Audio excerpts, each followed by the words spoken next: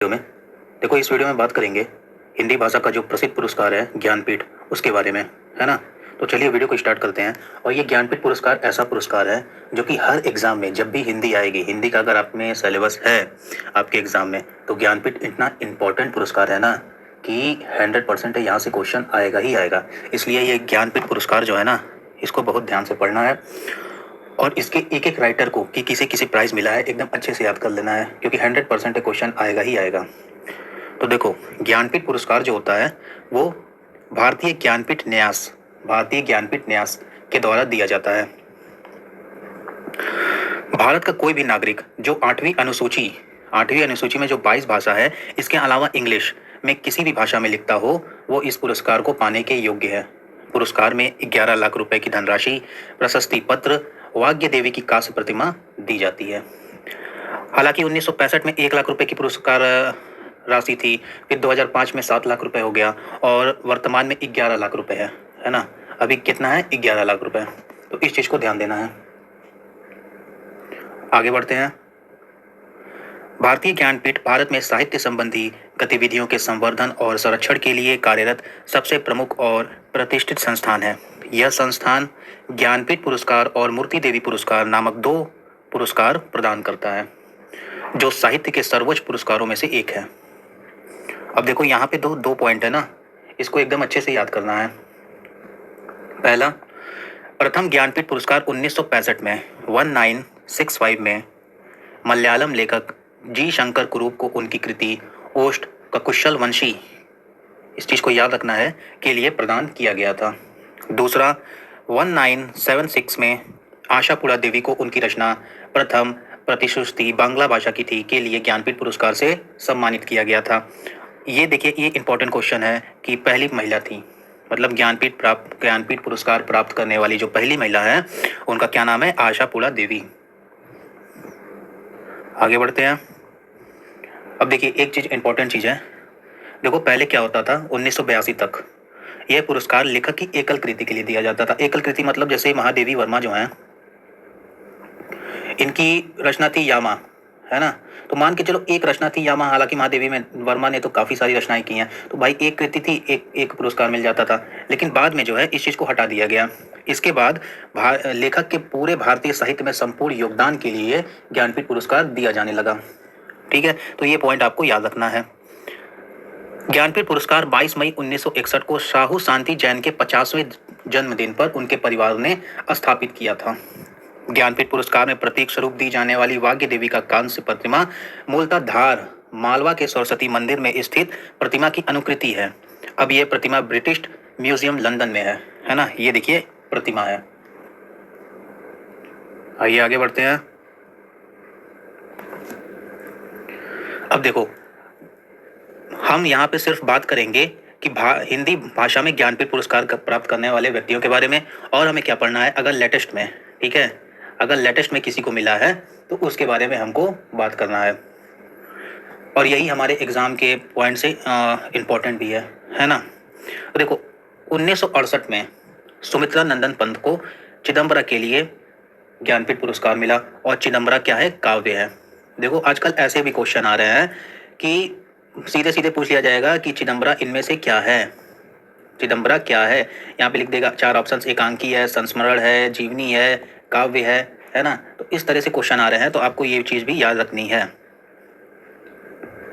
इसके अलावा आगे बढ़ते हैं। फिर 1972 में रामधारी सिंह दिनकर को ज्ञानपीठ पुरस्कार मिला उनकी रचना उर्वशी के लिए, जो कि एक प्रबंध काव्य है। उसके बाद फिर 1978 में 78 में सच्चिदानंद हीरानंद वात्स्यायन अज्ञे को मिला उनकी रचना कितनी नावों में कितनी बार के लिए, जो कि एक क्या है? काव्य है। फिर 1982 में किसे मिला? महादेवी वर्मा जी को मिला उनकी रचना यामा के लिए, जो कि क्या है? एक काव्य है। अभी आपको स्टार्टिंग में हमने बताया कि ज्ञानपीठ पुरस्कार 1983 के लिए संपूर्ण साहित्य के लिए दिया जाने लगा। अब एकल कृति वाली बात नहीं रह गई। तो इसी के तहत 1992 में नरेश मेहता को मिला उनके संपूर्ण साहित्य के लिए। फिर 1999 में निर्मल वर्मा को मिला उनके संपूर्ण साहित्य के लिए। फिर 2005 में मिला कुंवर नारायण को उनके संपूर्ण साहित्य के लिए। देखो 2009 में जो है दो लोग को संयुक्त रूप से दिया गया, श्री लाल शुक्ल व अमरकांत को। ये शुक्ला साहब है और ये अमरकांत है। इन दोनों लोग को संयुक्त रूप से ज्ञानपीठ पुरस्कार दिया गया। फिर 2013 में जो है केदारनाथ सिंह को मिला उनके संपूर्ण साहित्य के लिए, और 2017 में मिला कृष्णा सोपती को उनके संपूर्ण साहित्य के लिए।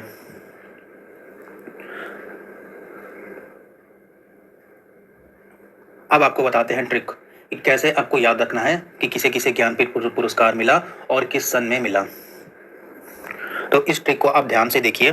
देखो SRS क्या है? एक मल्टीप्लेक्स है ना। SRS क्या है? एक मल्टीप्लेक्स है। में नानी ने कुंवर लाल की नाक तोड़ दी, कुंवर लाल की नाक तोड़ दी। अब इस चीज को याद कैसे करना है? देखो SRS मतलब पहला ज्ञानपीठ पुरस्कार हिंदी भाषा का किसे मिला था? सुमित्रा नंदन पंत को। ये बात तो आपको याद है। तो पहला S उससे हो गया, R से हो गया रामधारी सिंह दिनकर, तो R हो गया। फिर सच्चिदानंद हीरानंद वात्स्यायन। इतना लंबा चौड़ा नाम आपको याद रखने की जरूरत नहीं, बस सच्चिदानंद से आपको ध्यान रखना है कि इसको यस का इस्तेमाल करना है। तो SRS, ठीक। महादेवी वर्मा को मैं यहाँ पे मैं लिख दिया है। नरेश मेहता को ना लिख दिया है। निर्मल वर्मा को नी लिख दिया है। कुंवर नारायण को नारायण को हटा दो, सिर्फ कुंवर को ध्यान रखो। श्रीलाल शुक्ल, हालांकि इनके साथ किसके मिला था? अमरकांत को भी मिला था। तो अमरकांत को आपको याद रखना है, लेकिन यहाँ पे जो है इस ट्रिक में अमरकांत का जिक्र नहीं है, ये चीज आपको याद रखना है।